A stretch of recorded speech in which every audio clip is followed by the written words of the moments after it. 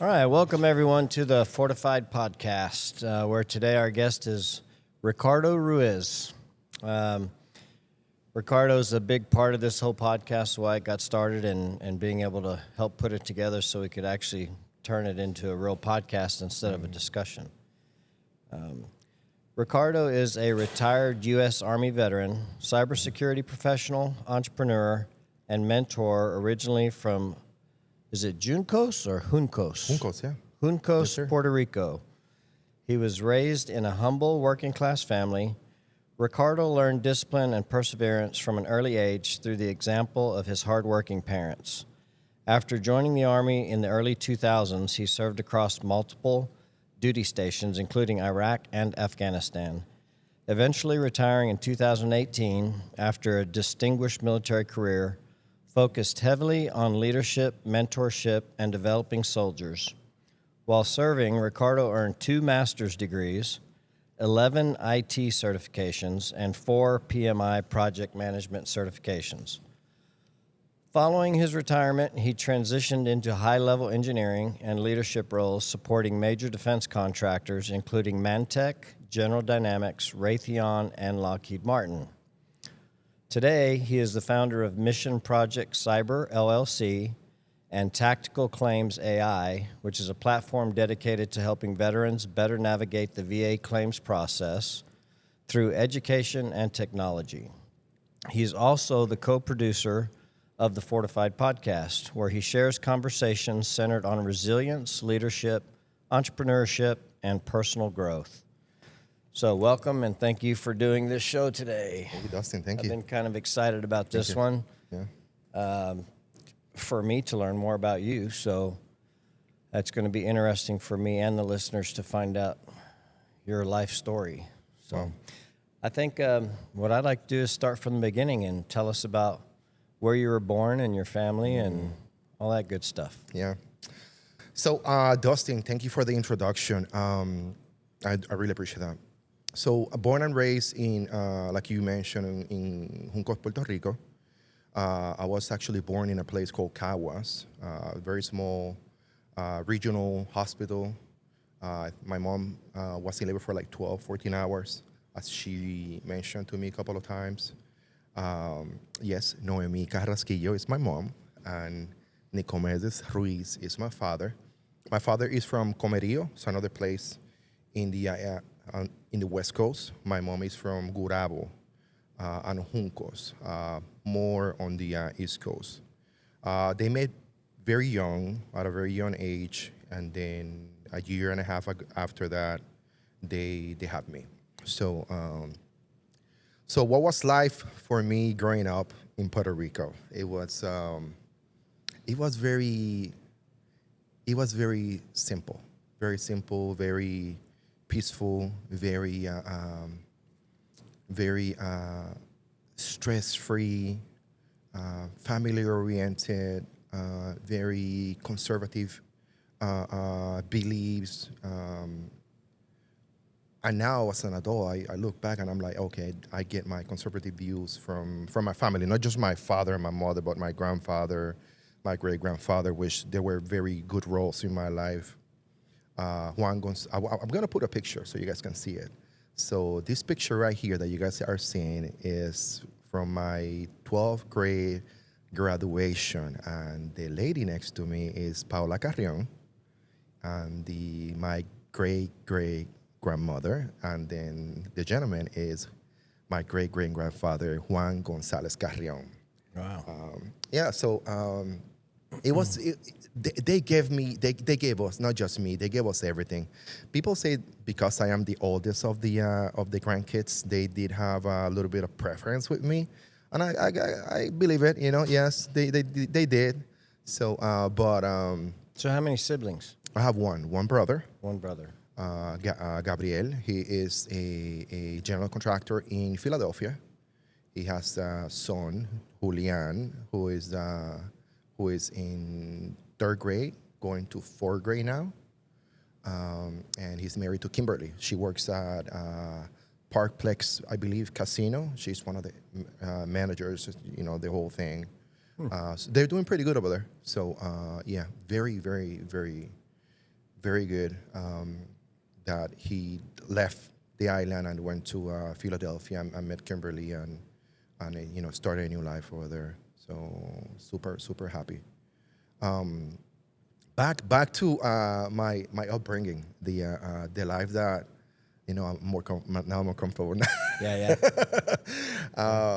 So back to my upbringings, it was everything was based either on sports, like basketball was a big NBA, David Robinson back then fan.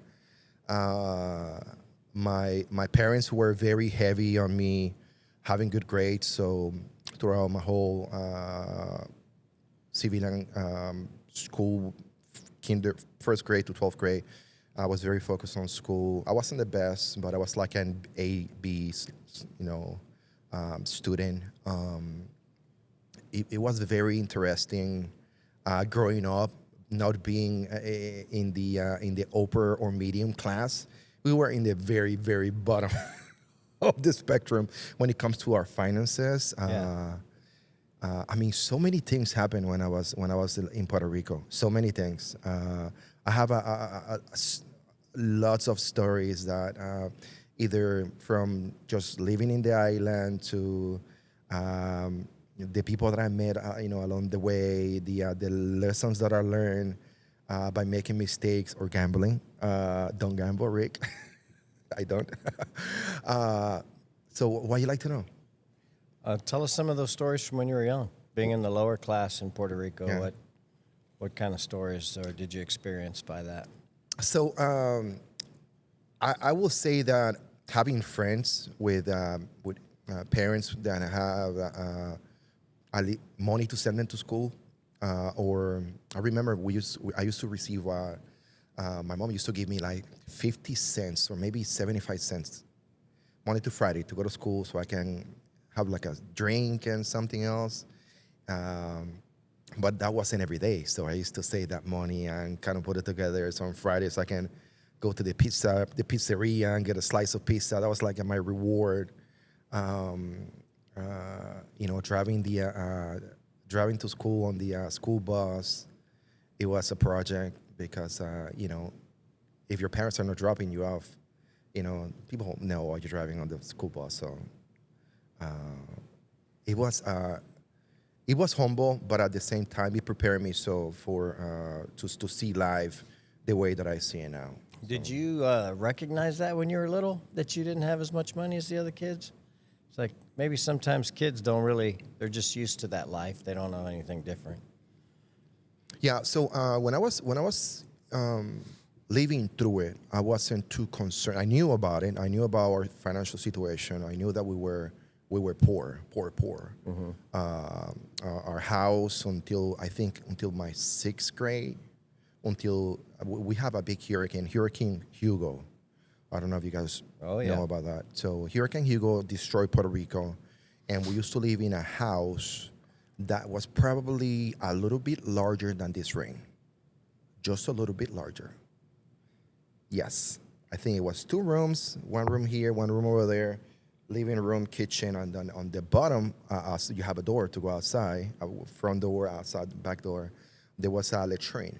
It was it's a septic tank with a toilet and a little shower. There was a heater, electric heater on that shower. Love it. One of the things that I remember is that I used to, when I was taking showers, I used to drink water out of the shower because it was hot. I don't know. It was one of the things that, as a kid, I used to do. Just enjoy that. Like a little treat of warm water. Yeah. So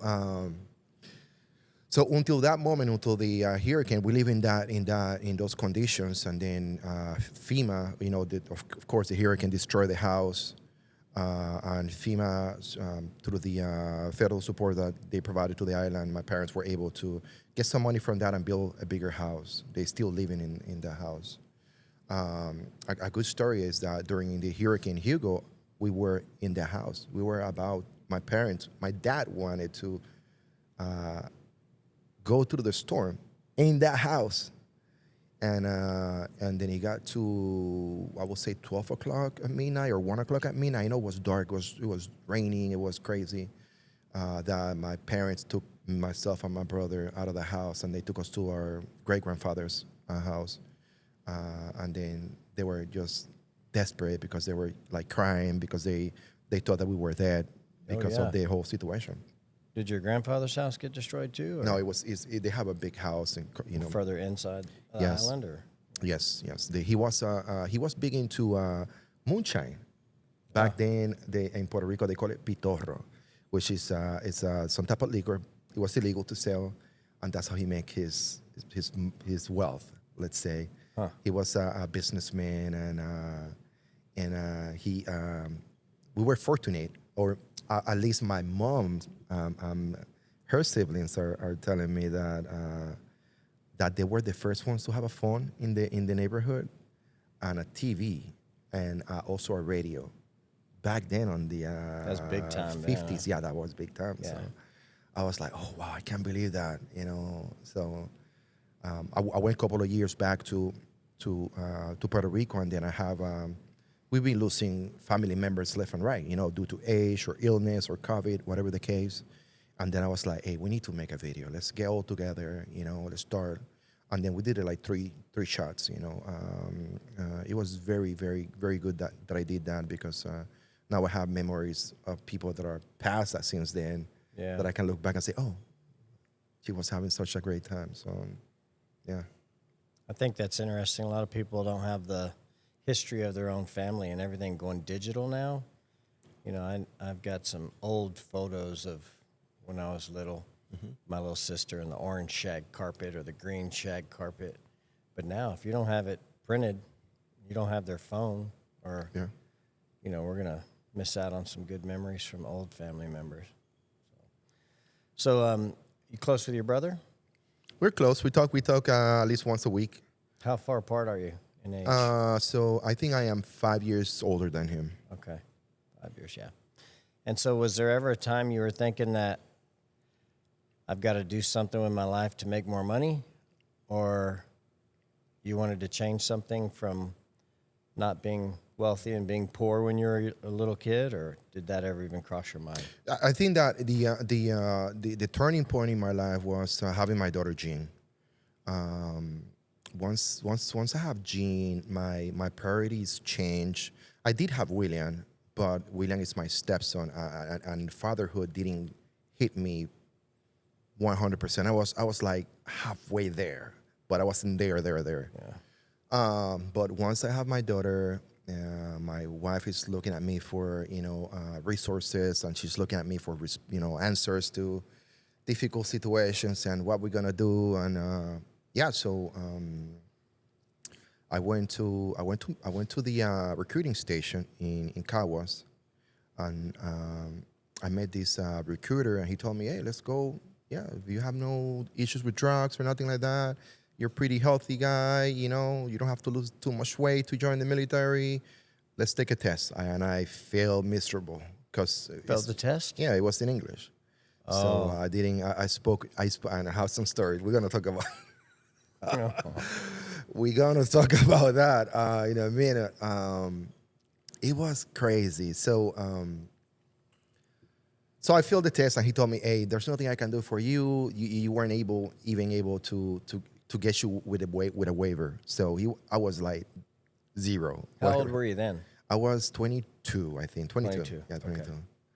Then, but he did tell me, he said to me, hey, there's a book that you can buy, and then you can probably study. If you can, help somebody to help you learning a little bit of English, do your best. Then I forget about it. I forgot about the situation. And then one day I'm in Pueblo Extra. It's a supermarket like Kroger's or any other supermarket, and they have a magazine section.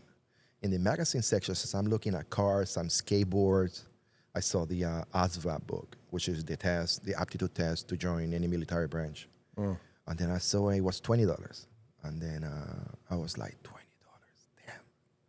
But I ended up buying it, and I think me growing up, my parents forcing me to be a good student helped me when I got that book to apply myself to the text, and then to the material and I started watching movies in English with subs in Spanish, and I was like putting one-on-one. I didn't have an instructor or a teacher, but with the English comprehension that I had at that moment and what I was able to gather, I went again. I think a month and a half after the purchasing the book, and then the guy told me we have to go to MEPS right now. It was a Friday. It was a bad day. It was dark. It was bad.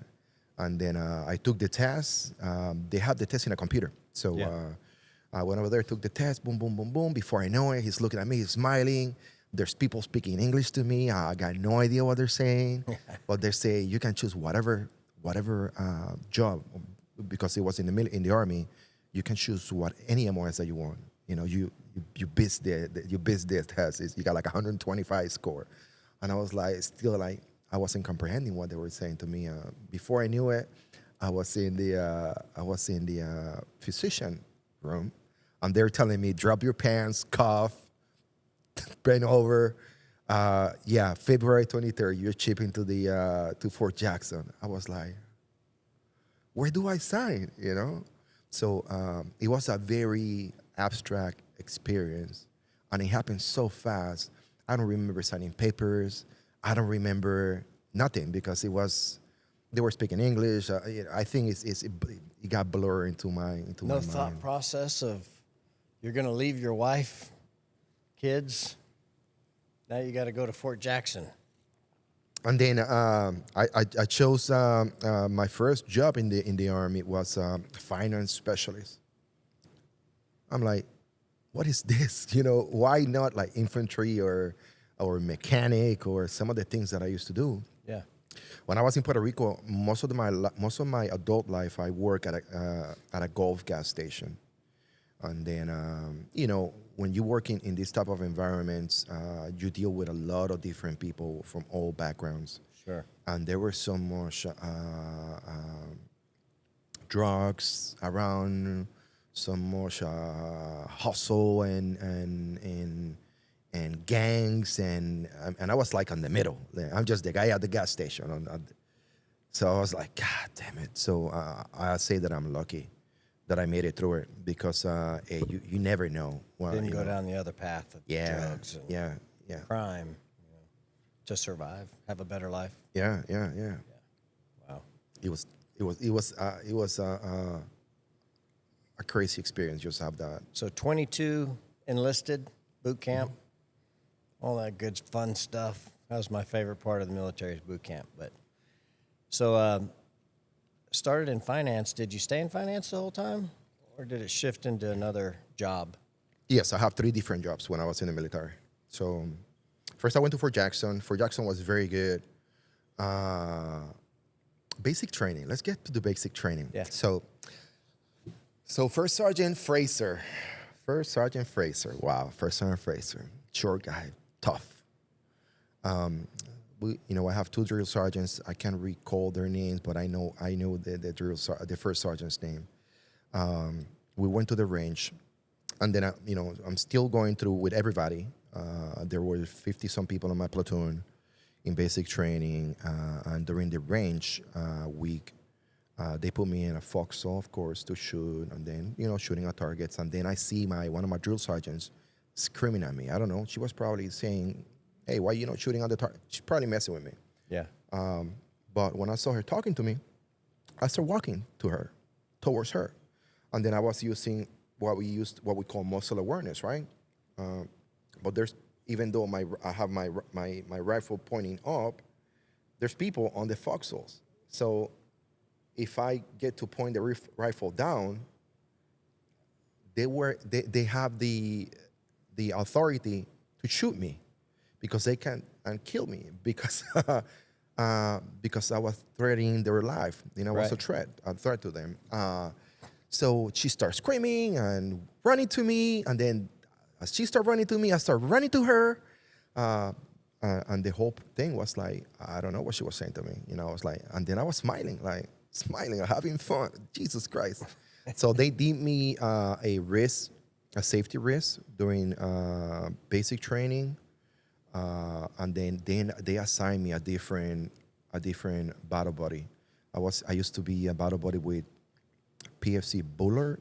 That was the first guy. And then they assigned me to another guy. His name was Khan Arsalan. He was I think he was from Pakistan. He was also going to be a finance soldier, and we were going to be together in AIT. And that was all due to the language barrier. Just to the language barrier.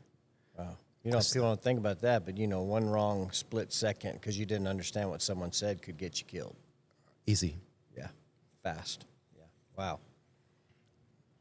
So what happened? You know, I talked to the first sergeant. You know, I had my translator there with me, and then we went through the remaining of basic training.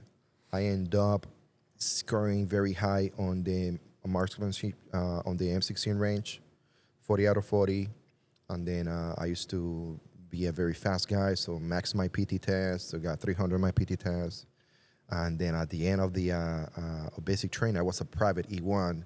They promote me in front of everybody to PV2, which to me is like the world, but everybody's like looking at me like, this is the guy who was walking with their rifle at the range about killing people. Yeah. So I don't know how they came to with that decision, but yeah, it was a lot of fun. Yeah. Wow. So graduate boot camp. We graduated boot camp. Went to AIT with Ken, my battle buddy, and during AIT, Sergeant Major Rosen came from USARPAC, United States Army Pacific Region, and he said to the group, there were 4 of selected to either go to Hawaii or Alaska, and he's saying, hey, it's between you two. I got one to Alaska and one to Hawaii, and then Roger, Sergeant Major. And Ken told me, hey, I am from the Middle East. And he said to me, I cannot go to Alaska because I will die. And then I believe in him. I took it literally. Die because of the temperature? Because of the temperature. He told me, yeah, I'm from the desert. If I go there, I will die. And I'm looking at him like, okay, so I will do that favor. You help me out so much. I will go there so you don't die. And then down the road, of course, we have conversations after the fact. I'm like, man, you fooled me, bro. Why you did me so dirty? But yeah, he went to Hawaii, went to Alaska. I went to the 267 Finance Detachment. I was assigned as a travel NCOIC. By this time, I'm like now an E4. And the job was very easy. It was very, you process paperwork. You're a paying officer. Pretty much you're dealing with money all the time. But during that time, we went to Iraq, the 117 and the 25th Light Infantry Division that we supported. We did their finance for them, and then every month they were sending 4 bodies back. Then me as the travel agent, I have to process their travel and their debt gratuity payments, the money that they receive, the families receive. And then that didn't sit too well with me. Start getting a little bit of stress, even though I wasn't deployed back then. That affected me so much because basically you're sending money to the families of the soldiers that were killed. Yeah, and they come to your office and then they're sobbing, they're suffering. Some of them, they're coming with a new husband. Jesus Christ, it was tough. Her husband died, and now. Yeah, so you were an officer already at this point? No, I'm still enlisted. Still enlisted. Yes. So you hadn't started college yet? Not yet. No. Not yet. Okay. No. Yeah, that would kind of wear on you, knowing that. Yeah. There's death every day, but people don't think about it because it's not in front of them. Yeah, it's pretty. Just had an 8th grader pass away in our neighborhood night before last, an ATV accident. And it hits home really quick and fast. We never know what tomorrow's going to bring us. So you start having probably some mental issues or things happening or thoughts and feelings when you were dealing with that. Oh, yes, 100%. So when you are working in Fort Wainwright, the base is very small. Everybody knows each other. We have one gym. Everybody goes to the gym. We go one chow hall, a DFAC, where we eat breakfast and lunch, and everybody goes there. It's easier than going out off post. So, the bodies that they were sending back or the notes, because before they send the service member back home, they don't send it to Fort Wayne, right? They send them to where they're going to be laid to rest. So there's a lot of preparation that personnel and finance do, and the mortuary affairs guys. So that took a toll on me. It was terrible. It was terrible. No, being so connected to the reality of war is it's tough. And that's back when Iraq was going on? Iraq, That yes. was Iraq. Yeah. Okay, so. Yeah. Wow. So how many soldiers do you think you had to close their file, if you will? Probably 60, 70. Oh, yeah. That's a lot. That's a lot. Yeah. After 3, you stop counting because you know the next is coming, and then you get another notice or another letter saying, hey, next one is coming, or you're like, wow. So, yeah. So what was next? So after that, I went to Fort Bragg, North Carolina. Well, I went to Fort Eustis. I changed my job to transportation. I became a 25 Quebec, and then now I am in the logistic world. I am shipping containers across country.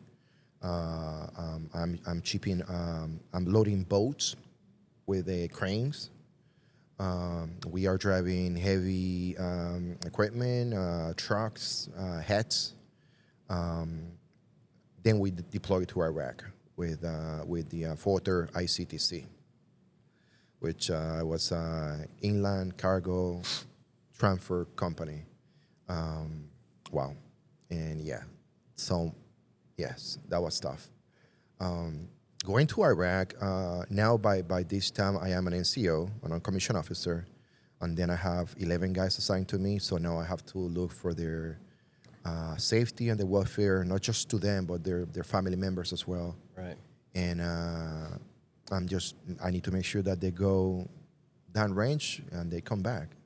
And I was lucky enough in this deployment not to lose anyone. So we were in Camp Anaconda. I don't know if you heard about that one. No. So Anaconda in Iraq is between MSR Tampa and Jacqueline. It's a very hot spot. We getting rocket attacks every single day. We were working, my actual place of work was at the stereo yard. It's an area where everything that goes into my area of operations is supposed to be ready to be loaded into either a C5, C-130, or a Chinook to be deployed to another base or outpost, or anything from HESCO barriers to food to money, because we have to send money to different locations to pay for whatever damages most of the time. Sure. Yeah, and we were in a Iraqi bunker for helicopters, and that bunker, of course, they know the location, and of course they attack in that bunker. But it was made out of concrete, so we can you hear the commotion, the rocket hit, and then it was tough. 15 months. So You ever wonder if that one of those would finally get you? I was very close in 2 of them. When I was in my chute, in my where we sleep. But it was like a Connex. Well, not a Connex. It's like a big trailer, and you have like 30 people in those trailers sleeping, and we have to pretty much every time you hear the alarm, just leave your room. We used to sleep on PT shorts, and then go to a bunker nearby. But yeah, 2 of them were very, very close. That we feel the heat of the explosion inside of the room. So that's tough. Yeah. Did you talk to your wife and family different when you were there? I think my wife told me that there was something that she said to me is that there's a Ricardo before the Army and a Ricardo after the Army and a Ricardo after he retires. So there's 3 different. To me, I'm still the same person. Yeah. But there were changes between the person that I was, the person that I became, and the person that I am now. And, between lessons learned, fortitude, resilience, and life lessons, it builds the character and give you that intestinal fortitude I mentioned. So, yeah, it's a combination. She's the one that sees it. I'm still thinking like, I'm the same guy. She's like, nah. How do you feel about loss? Like, when you don't see death or hear death that's so close to you, we really don't pay attention to it. But Right. being as close as you were to it and involved with it, did it change how you thought about your own life? Yeah. So, my third job in the military was I went to I got tired of dealing with transportation. It's a very tough job. It's a very tough job. So one of the things that I didn't enjoy was how much work you do for the amount of recognition that you receive. And I did my best for my soldiers when I was in transportation, but it wasn't enough. I think it wasn't enough. So most of them are either never got the chance to retire, or they left the military early, like the big majority. So I switched my job or my MOS to 25 Quebec, being a cybersecurity professional. And as I went to Fort Gordon, I went back to Fort Huachuca, Arizona, and then I deployed again to Afghanistan. And talking about loss, to circle back to that, I have 6 soldiers with me that we were attending or taking care of the Kandahar help desk. So anybody that went to Kandahar that needed an account to be on the network to communicate with anyone, we processed those things and we set up computers. We did a bunch of things over there. But I have my group of people, and one of those soldiers committed suicide. So I'm gonna put a picture. It's Robert J. Neer. That was on January 6th. So when he committed suicide, a month prior to that, I gave him an Article 15. It's a non-judicial. Well, not me. I recommended him for an Article 15. It's a non-judicial punishment. Captain Lawson issued the Article 15, and the reason for that was because he went to the DFAC and he left an M249 fully loaded at the DFAC, and he went back to the quarters, and then he didn't realize until the next day. And then the next day he's like, "Where's my weapon? We don't. This is your weapon. Where's your weapon?" So then we went to the MP station, and they have the weapon over there. So we have to recommend him for the Article 15. He received the Article 15. 15-day extra duty, 15-day restriction, 50-day forfeiture of pay. I remember all that. And things start changing on his character and the way that he saw life. And one day, out of the blue, they pulled me out of that help desk. I was being the ACIC all the time with my soldiers to be an instructor for a Security Plus course in Kandahar. So we have something called the Thunderbird University. It's just to provide people the opportunity to do some studies and get certifications while deployed, to make the place more enjoyable for the soldiers. So I started doing that, and then once a week I used to go see my soldiers. And then I did it for like 3 weeks. And then on the following week, Neer, he was smoking a cigarette next to our quarters, and I'm sleeping in my bunker, in my room with Sergeant Garcia, a couple of people in my room, and then PFC Law, another soldier, come running to my room, to the NCO room. It's like, hey, he shot himself. And I'm like, right away, put my pants on, my shorts, and I walk outside. It's dark at night. It's cold. It's a horrible day in January 6th. It was cold. That's all I can remember from that day. Well, not just that, but it was cold. And I went outside, and I see there's a body on the floor. The head is blown up, and I'm like, the heck is going on here? So I told everybody, hey, back up. I was a senior NCO at that moment. Everybody back up, don't touch anything. Don't let anybody pass on that side. On the other side, don't let nobody come through. I'm the only person here. I assume responsibility of the scene. And then, but I didn't know who it was. But then as I was leaving, I grabbed his hand because the arm was on the weapon, on the M16. He had an M16 because we took off the M249, for the issue. Right. And I saw the tattoos on the hand. I was like, oh, fuck, it's near. And then I knew who it was. I keep it to myself until the MPs got there. And then when the MPs got there, I told them who it was. I told my platoon sergeant, and then it was tough. So how do I see loss? So since that moment, I've been having a funny reaction to loss, and it's I compensate or I not compensate. I would say I deal with it by smiling. Whatever reason. Smiling? Smiling, yeah. Every time that somebody tells me somebody died, I kind of start smiling. Like it's like my body trying to counteract with something totally opposite to what I should be feeling, which should be sadness or depression or I don't know, sobbing, whatever, with smiling. And I didn't realize it until people be like, why are you smiling? I'm like, smiling? I'm not smiling. Yeah, you're smiling. I'm like, oh, I'm sorry, man.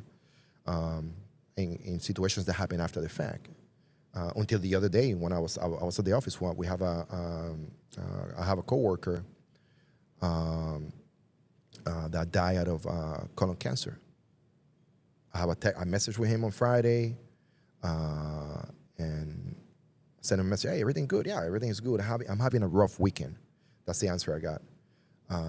And Monday when I got over there, my manager called me, Ricky, and it's like, hey, just want to tell you that that Keith is not gonna be here. He passed away on over the weekend. And again, I catch myself going to like, and then I was like, then I say to Ricky, hey, I'm sorry. That's how I deal with, it's a reaction. I explain to him because it will be rude not to, he doesn't know me, he's just a manager that you have. Right. So I explained to him, it's like, okay, I understand. But yeah, so loss is one of those things that affects people very different. And I have experienced loss, and I think that I don't have the same take of. I think I'm not tougher than anyone, but I will say that I've been able to overcome loss faster because I don't have nobody to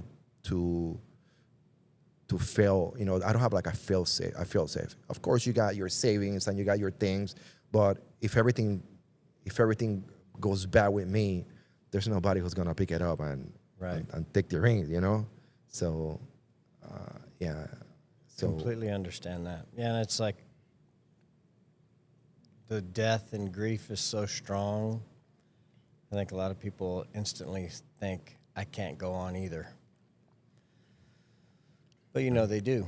Mm-hmm. And everybody has to have that trigger or mechanism to deal with it differently in their own way to get past it and be able to continue on with their life, So it's tough. So a lot of death in your military days, too. Wow, yeah, too much. Close to it. You see, yeah. me smiling. Yeah. You see, it's the same thing, yeah. It's crazy. Yeah. So how long were you in the military? I spent 18 years. 18 years? 18 years. I spent 18 years, everything combined from when I started till I finished. And it was more of a journey that I took. What made you decide to get out? So the Army had, wait a second, it was 18? It was 17. It was either 17 or 18. So the Army has something called TERA, Temporary Early Retirement Program. And they say to me, hey, I was a sergeant first class by then. I hit every rank on the secondary zone, like ahead of peers. And they say to me, or not just to me, they say to everybody in the military, if you fit this category, so many years, if you got more than 15, you can retire right now. We'll give you full retirement. And then the sergeant major of my branch sergeant major, it says, well, I see that you have all these certs. I would like to put you for the EA. I don't want you to retire. I don't want you to take that Terra, because this is big HRC telling the military, hey, I don't want you to do this. I was like, how long it will take me to get promoted? Well, you got to go to the school, and then you got to get to the sequence, probably like 2 years. And I'm like, okay. Not today, right? And then what after that? Well, E9, I'm gonna be here by then, because his term was like 4 years. By then, I was still here. We will get you your E9 on the secondary zone. I just need you to stay, because I need you to run. I was in a position of very high responsibility, and they needed me. But when at the end of the day, I mean, there were more people that can do my job, and I have to look after myself and my family. And I was like, nope. I set up myself for, I need to look after my kids and my wife. You know, I will teach the next person to do my job. Right. And then I spent a year doing that. I took Terra, and then I was able to retire. So going to school during that 18 years? Yeah. So you got 2 degrees. When you got out of the service, did you already have those degrees? Or? When I was in the military, I got 1 degree with Excelsior College in cybersecurity. And then after the military, I used my Chapter 35, and then which is your VRNE, vocational rehab. And then I got my MBA. Nice. So what was it like going to school during being in the military? It was a lot easy. of hours? Yeah, Did you do online or did you go to campus? Online, everything online. Course. When I first applied at Excelsior, I had a like 40 credits given to me just because of my military training, and because I have 3 MOSs. Oh yeah. So that's what gave me so much, and I was able to finish like in a year. And then after that, I just went to military schools. I did the ComSec school, ComSec instructor, ComSec inspector. That was the role that people wanted me to keep me there. Then after that, I was like, nah, I got a Security Plus, Systems, CSSP. I was like, no, I'm ready to make some money for my family, you know? Yeah. So